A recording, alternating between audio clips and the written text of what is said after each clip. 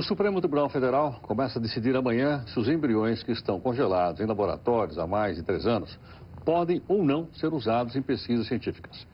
As pesquisas com células tronco embrionárias é vista por cientistas como um caminho promissor para encontrar a cura de várias doenças. Mas setores religiosos alegam que o uso de embriões fere o direito à vida que é garantido pela Constituição brasileira e querem a proibição.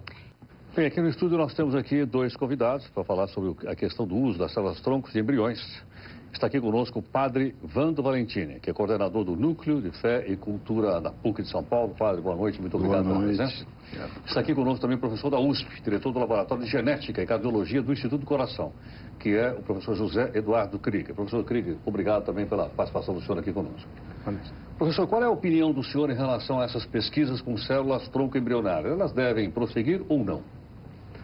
Eu acho que elas devem prosseguir. E o principal aspecto que eu acho que é importante ressaltar é que, a despeito de gastarmos o mundo todo, alocarmos 2/3 do que é gasto em saúde no mundo, é gasto com as doenças crônico-degenerativas, aquelas que mais matam, aquelas que começam a se manifestar à medida que a população envelhece.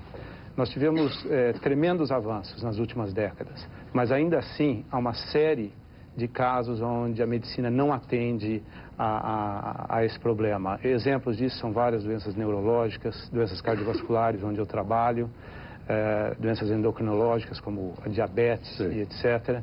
E nesse sentido, nesse contexto, a pesquisa de regeneração, de reparação de órgãos adultos aparece como um aspecto promissor. E nesse sentido, as células tronco, elas têm um papel a ser desempenhado. Okay. Padre Vando Valentini, qual é a opinião do senhor, padre? O problema é muito simples. É claro que a primeira coisa que eu queria dizer é que eu não falo a nível de fé, mas eu quero observar as questões éticas que nascem da ciência. Então, a questão é muito simples, apesar de parecer tão complicado, porque parece que a igreja agora não está defendendo mais a cura das doenças mais graves. Isso é um absurdo, evidentemente. Imagina que a igreja não quer que se faça essas pesquisas. Tem que se fazer e muitas.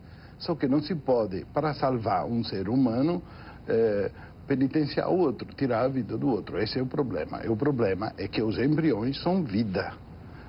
Potencialmente, é claro, potencialmente, mas tem tudo no embrião. O embrião já tem um DNA completo, já está escrito lá se é homem, se é mulher, que tipo de cabelo tem, quando vai ser a altura, está tudo pronto lá, só falta se desenvolver. Usar o embrião para pesquisa é usar um ser humano potencial para pesquisa. Mesmo que se queira salvar a vida do outro, é muito grave aquilo que se faz. Claro. Professor Krieger, então posso entender que usar o embrião é a mesma coisa que fazer um aborto? Não, eu acho que não, de maneira alguma. Todas essas questões Porque interrompe a vida, pelo que eu entendi. Todas as questões são complexas, mas eu gostaria de chamar a atenção para um aspecto que eu não entendo muito bem. Quer dizer, há pouco foi feito lá no Supremo, se chamou para decidir quando é que a vida começa. Eu tenho um pouco de dificuldade com esse conceito, porque a partir do momento que você começa com um espermatozoide, um óvulo, tudo está vivo. Quer dizer, o que nós precisamos é, à medida que as necessidades vão surgindo, ter contratos sociais. O que significa isso? E ao final da década de 50, começo da década de 60, quando começaram os transplantes cardíacos, eu precisava de um doador. Eu não posso tirar o órgão de uma pessoa que morreu. O coração está parado, o coração tem que estar batendo. Criou-se então um problema. Como é que eu vou poder tirar esse coração para dar para uma pessoa? Nós tivemos que desenvolver o conceito de morte cerebral. Isso foi um acordo social, porque se eu tiver um indivíduo que está em coma, ele está com o coração batendo, ele está respirando, às vezes com auxílio ou não de aparelhos, mas enquanto sociedade nós definimos que quando você não tiver atividade elétrica no sistema nervoso, nós poderíamos considerar aquilo como morte cerebral. Sim. E a partir daquele momento retirar o órgão para que ele fosse feito o transplante. Da mesma maneira, nós vamos ter que atingir ou desenvolver um novo contrato social. Para quando começa a vida? Para quando começa professor. Padre Vando Valentini, quando é que então começa a vida? Primeiro, quem decide quando começa a vida não somos nós, é um fato objetivo. né? A gente poderia dizer é Deus, mas mesmo que a gente não acredite em Deus, é a natureza que diz isso. Temos que reconhecer objetivamente a coisa. Repito, no embrião fecundado, quer dizer, no óvulo fecundado, que já é o início do zigoto, do embrião, a vida já está toda lá, só falta desenvolvimento. Então, não tem nenhum outro fator que intervém de maneira radical para dizer a vida começa desse momento em diante, a implantação, porque não tem um sistema neurológico já constituído. Tudo isso é verdade, mas potencialmente tem tudo.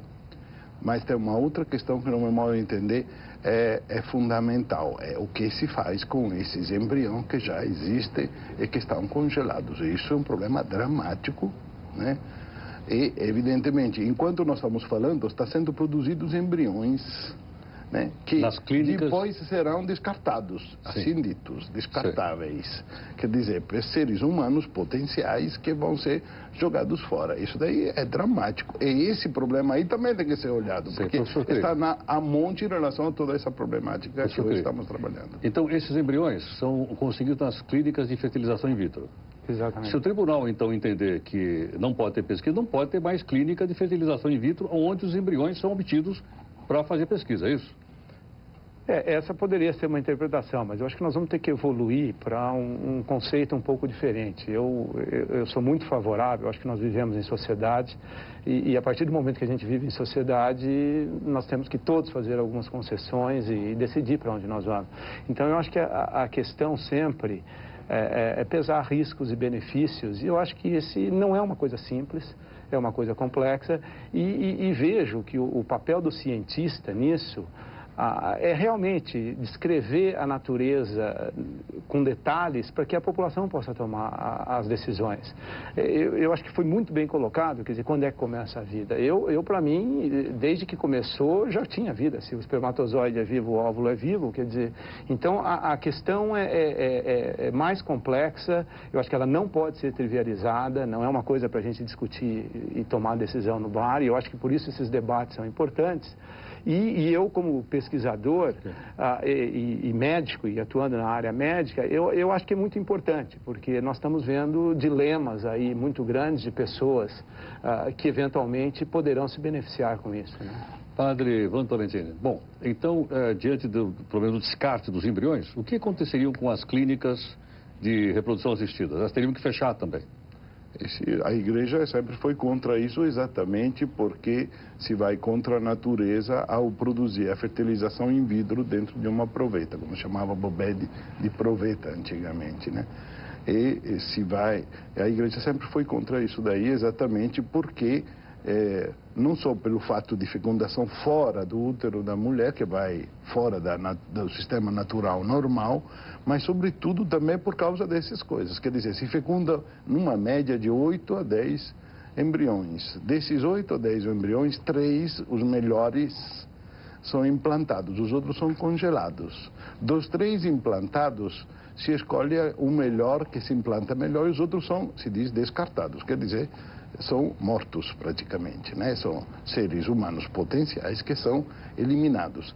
Eu acredito que nem as mulheres que fazem esse tipo de técnicas estão conscientes com clareza daquilo que estão fazendo. Isso eu não estou dizendo que seja fácil resolver esse problema, nem que o problema...